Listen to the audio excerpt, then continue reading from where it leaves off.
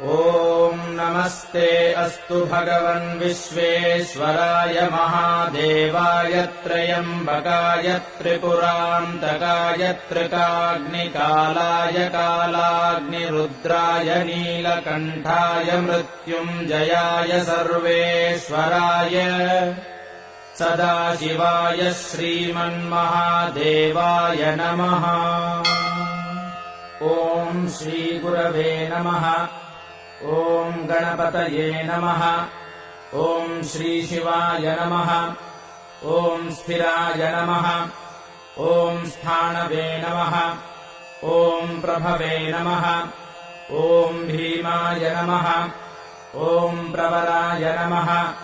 ॐ वरदाय नमः। ॐ वराय नमः। ॐ सर्वात्मने नमः। ॐ सर्वविख्याताय नमः।